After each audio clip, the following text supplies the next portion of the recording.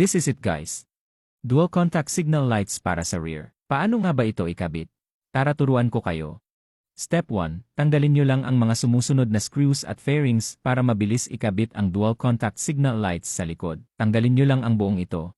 Step 2. Ikutin ang stop plug ng signal lights hanggang ito ay matanggal. Ganito ang gagawin nyo sa stop plug ng signal lights sa likod. Take note guys, risk it or not.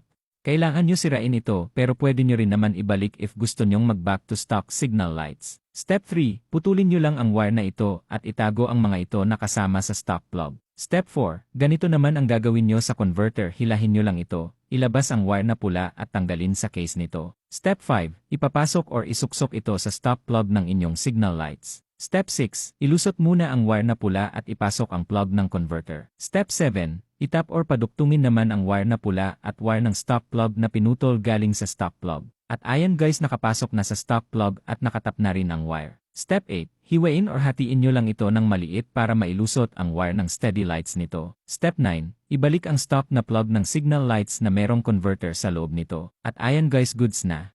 Ito sample video niya, ito rin pala kung saan nyo itatap yung steady lights. Kung ikaw ay walang hazard switch, pwede mo itong isabay sa iyong stop brake lights. Pero kung ikaw naman ay may hazard switch, hindi mo ito pwedeng isabay sa stop brake lights. Kaya sa steady brake lights mo lang ito pwedeng itap. Ito yung sample video kapag tapos na.